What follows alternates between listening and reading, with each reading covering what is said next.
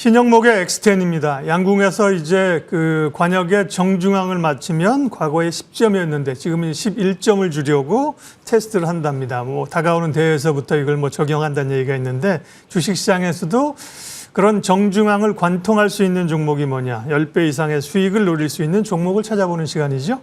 메리츠증권 광화문 금융센터 신영목 이사님 모셨습니다. 어서 오십시오. 안녕하십니까. 시장에 대해서는 사실 뭐 이렇다 저렇다 얘기할 필요가 없을 정도로 강하고요. 대체적으로 이제 우리가 전략을 좀 짜고 가야 되는데요. X10의 포트폴리오 전략부터 말씀해 주십시오. 물론 일단 개별 기업 중에서 실제로 장기적으로, 중장기적으로 텐베거가 될 수 있는 종목을 제가 직접 이제 시장에서 발로 뛰면서 종목 발굴하는 게 이제 기본적인 컨셉이고 11점 말씀하셨지 않습니까? 초과 수익 날 수 있는. 그러니까 뭐 중형주든 소형주든 지금 시장 상황에서 시장 상황의 트렌드에 맞고 거기서 좀 더 초과 수익을 낼 수 있는 종목들 위주로 해서 말씀드리는 그런 시간이고요. 지금은 전체적으로 시장 분위기가 좋기 때문에 사실 개별주가 잘 안 가는 장입니다. 뭐 아무래도 소외를 받을 수밖에 없겠죠. 왜냐면은 실제로 지수 관련주라든지 이런 종목들이 훨씬 더 세기 때문에 당연히 이제 시장의 이런 시각에 맞춰서 이런 포트를 구성을 하되 계속 이제 기업 탐방을 가면서 뭐 최근에 뭐 제가 이제 또 다시 업데이트 또 해드릴 수 있겠습니다만 무슨 시어스테크 같은 이런 경우 같은 경우에는 계속 지속적으로 업데이트를 하면서 회사의 이런 상황들을 말씀드리는 그런 코너로 보시면 될 것 같습니다. 네. 오늘은 제가 약간 그 오프닝하면서 신 이사님 이걸 다루신다고 해서 저도 스포를 좀 했는데요. 스테이블 코인 관련해서 어떻게 보면 이제 미국의 패권과 관련된 이게 통화 전쟁과 관련된 거예요. 그래서 우리도 이제 움직이는데 얘기는 많이 나오고요. 결제 관련주라든지 뭐 플랫폼이 이제 움직이잖아요. 그 부분 오늘 좀 짚어주신다고요? 이 스테이블 코인은 사실은 도대체 이게 뭐야? 이거 또 코인 21년도 코인을 생각하시는 분들이 많은데 지금 근데 이 모든 것들이 이런 AI 산업군과 다 연결돼서 가는 거고요. 사실 저도 지금 공부 중에 있는데 결론적으로 이 스테이블 코인 시장도 21년도로 돌아가면 우리가 그때 뭐 기억나시겠지만 메타버스니 뭐 NFT니 해가지고 사실 이 버블이 한번 일어났지 않습니까? 근데 그 세계관과도 연결되는, 그러니까 그때가 너무 시대가 빨랐던 거죠. 근데 그 시대가 실질적으로 그때 추구하던 어떤 이런 그 세계관이 실질적으로 이제 실물로 나오면서, 그러니까 이 스테이블 코인 쪽은 결론적으로 말씀드린다면은 이것도 선택의 문제가 아니고 해야만 되는 문제. 좀 우리가 AI 산업 전반적으로 우리가 봤을 때 AI도 AI 산업에 과연 뛰어들 것이냐 말 것이냐가 아니고 뛰어들 수밖에 없는, 왜냐하면 생존의 문제거든요. 우리는 어떻게 보면은 뭐 국가적으로도 그렇고 어떤 기업적으로도 그렇고 이게 생존의 문제이기 때문에 할 수밖에 없는 이런 상황으로 가는 거예요. 그래서 이제 신정부가 들어서면서 AI 반도체 쪽에 100조 투자하겠다고 한 거고요. 그 다음으로 또 강조하고 있는 것이 바로 이 스테이블 코인 쪽입니다. 그러니까 왜냐면은 지금 아시겠지만 만약에 우리가 이 스테이블 코인 쪽에 뭐 원화 기반 스테이블 코인 만든다는 것에 뭐 시장에 많은 반감이 있는 건 있지만, 만약에 미국에서 이 추진하고 있는 스테이블 코인이 지금 미국은 지금 빠르게 이 법제를 하면서 지금 이거를 시장성을 넓히기 위해서 지금 제도 개선을 지금 계속하고 있거든요. 지금 뭐 보시면 아시겠지만은 상원에서 이미 지니어스법이 통과가 됐고요. 그리고 다음 주가 굉장히 중요합니다. 다음에는 스테이블 코인 법안이 이제 하원에서, 근데 약간 착각하시는 게 요 상원에 있는 지니어스 액트법과 다음 주에 있는 거를 같은 법안이라고 착각하시는 분들이 있는데 각각 다르게 지금 진행되고 있는 거예요. 그러니까 상원에서도 굉장히 중요하게 여기고 있고 하원에서도 굉장히 중요하게 여기고 있고, 뭐 스테이블 코인 최근에 관심 많으신 분들은 아시겠지만 결론적으로 이것이 미국 달러 패권과 굉장히 연동성이 깊은 거 아니겠습니까? 그렇죠. 달러라든지 미국의 단기채, 미국 국채를 스테이블한 이 기축 통화로 이제 코인을 발행한다는 것이기 때문에 미국에서는 이것을 안 할 이유가 없는 거죠. 왜냐하면 미국의 달러가 전 세계적으로, 뭐 지금도 전 세계적으로 통용되고 있긴 하지만 그것이 디지털화되면서 더 편하게, 더 빠르게, 더 폭넓게 쓸 수밖에 없는 이런 상황이기 때문에, 만약에 우리나라에서 이 스테이블 코인 너무 위험해, 원화 기반 스테이블 코인 안 돼 라고 생각하면서 이 시장이 빠르게 들어오지 않는다면 나중에는 우리나라의 통화 주권조차도 달러에 점점 잠식될 수밖에 없는, 실제로 지금 뭐 아시겠지만 남대문에서 어떤 송금 관련된 어떤 해외 송금을 하시는 분들 중에 상당수는 이 스테이블 코인 이용해서 송금하고 계시다고 하더라고요. 그렇게 되면은 수수료가 굉장히 싸지고요. 그리고 시간도 굉장히 단축되기 때문에 이게 지금 실생활에 지금 들어오고 있습니다. 그래서 우리나라도 아마 이 관련된 법안을 지금 빠르게 이제 추진하기 위해서 지금 법안이 논의 중에 있는데, 중요한 것은 선택의 문제가 아니고 해야 되는 문제. 그리고 미국은 이거에 관련된 법안들을 지금 빠르게 진행시킴으로 인해서 우리나라가 뭐 한 2, 3주 전에 뭐 카카오부터 시작해가지고 네이버까지 엄청 급등하긴 했는데 사실은 약간 제가 봤을 때는 지금 이런 흐름이 22년도 10월에 챗GPT가 처음 나왔거든요. 약간 그럴 때 그때의 모습과 좀 비슷하다. 왜냐면 처음에는 도대체 뭐 스테이블 코인이 뭐야, 이거 뭐 새로운 뭐 테마 만들어서 뭐 이거 뭐 관련주들 한번 해먹는 거 아니야, 이렇게 생각하시지만 그 이후에 그게 그 다음에 23년도 상반기로 연결되면서 이게 AI 반도체 쪽으로 연결되면서 그 시장이 굉장히 커졌다는 것이죠. 그래서 아마 그때 유사한 분위기가 나오지 않겠는가. 분명히 이것은 테마성이 아니고 각 국가 간의 어떤 그 통화 주권의 헤게모니가 걸려 있는 실제로 진행되는 산업이기 때문에 우리가 이곳에 반드시 좀 관심을 가져야 된다, 이렇게 말씀드리고 싶습니다. 네. 말씀하신 것처럼 이 단어 자체가 스테이블 코인 이러니까 이제 우리들이 받아들이기가, 그죠? 이제 맞습니다. 약간 테마 성격 뭐 이렇게 가상화폐 이렇게 생각했는데, 메타버스는 그 당시에 우리가 한참 얘기했지만 이제 이 가상의 세계, 그다음에 유니버스, 이게 합친 게 이제 메타버스였거든요.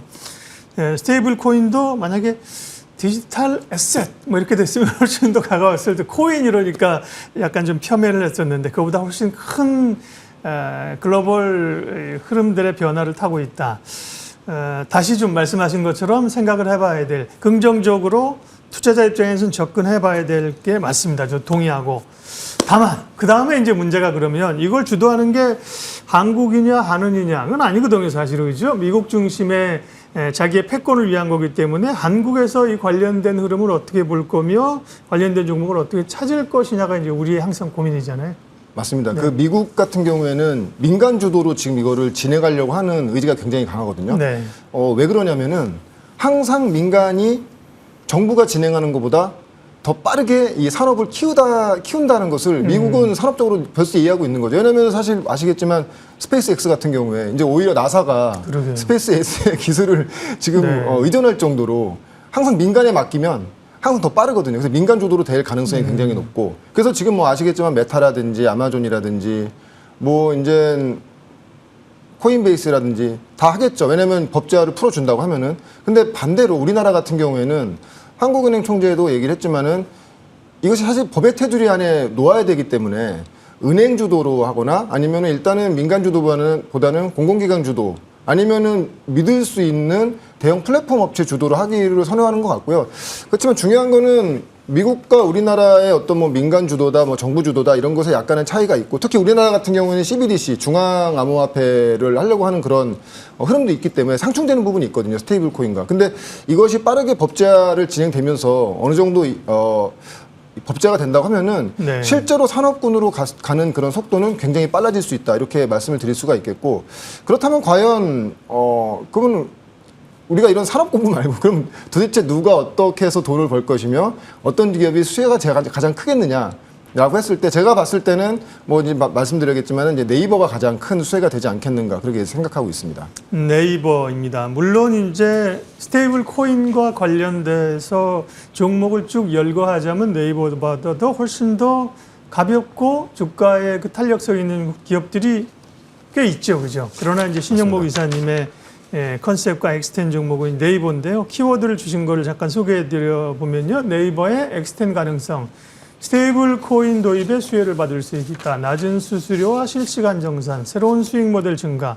우리가 알고 있는 네이버하고는 사실은 좀 거리가 있는, 바로 이제 인식이 안 되는 그런 얘기들인데요. 자세한 포인트 알려주십시오. 그러니까 기본적으로 네이버를 지금 시중에 나와 있는 증권사 리포트도 보면은 기존의 전통적인 어떤 그 커머스 사업에만 집중돼 있는 그런, 주로 그런 얘기를 많이 하고 있고요. 네. 근데 네이버가 우리가 네이버의 성장의 어떤 큰 흐름을 봤을 때 어떻게 보면은 초기에 검색 시장, 예전에 뭐 다음이라든지 야후라든지 라이스코 네. 이제 네. 진짜 맞아요. 우리 기억 속에서 사라져가는 네. 거기서 이제 1위를 차지하면서 그때 이제 국내 1위를 하면서 굉장히 성장했었고 근데 그 이후에 굉장히 큰 폭으로 성장한 것이 바로 스마트폰이 나오면서 모바일이 우리의 손에 쥐어지면서 그때부터 그 어떻게 보면 네이버 2.0이 그때 시작된 거고요.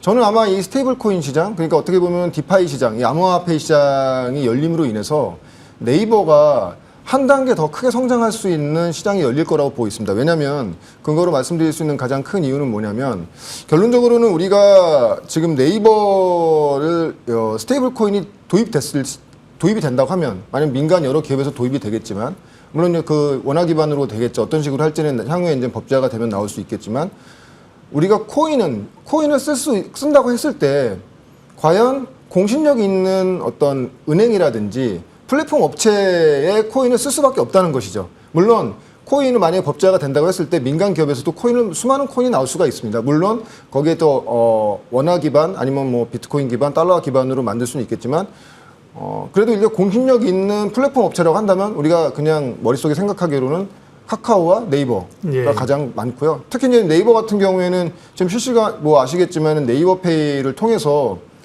사실 코인 이름만 틀린 거지 코인의 어떤 사업을 기존에 이미 다 판을 깔아놓고 하고 있기 때문에 만약에 스테이블 코인으로 인해서 이 통화 시장이 더 커진다고 하면은 네이버의 어떤 이런 이 사업을 할 수 있는 영역은 굉장히 넓어진다. 그래서 실제로 네이버의 어떤 매출 구조를 본다고 하면은 매년 한 12조, 13조, 올해는 예상하기로는 한 12조, 11조 후반대 정도가 나올 것 같고 영업이익률이 한 17%에서 18%.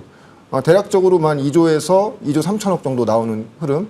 그 PER 기준으로 했을 때는 한 20배 이하인데 과연 이런 이러한 밸류로만 정당하게 되겠느냐? 왜냐하면 결론적으로는 정부가 믿을 수 있는 만약에 이제는 뭐 한국은행도 마찬가지고 믿을 수 있는 어떤 이 플랫폼 업체에게 스테이블코인의 어떤 이 진입을 허가가 된다고 하면은 네이버는 사실은 할 수 있는 이런 플랫폼 자체가 굉장히 많기 때문에 가장 큰 수혜가 예상된다. 특히 오늘 뭐 뉴스에도 기사에도 나온 건데요. 뭐 검색해 보시면 네이버로 검색해 보시면 아시겠지만 두나무와 협업 관계 얘기가 또 나옵니다. 물론 확정된 것은 아닌데 네. 네이버페이와 두나무의 어떤 뭐 지분을 서로 주고받으면서 실질적으로 이 스테이블 코인 시장을 선점하고자 하는 그런 의지가 강하다. 아직은 뭐 그게 확정되거나 뭐 된다는 이런 뭐 확실한 기사는 아니었지만 진행할 거라는 그런 얘기고요. 근데 지금 아시겠지만 이 코인 시장에서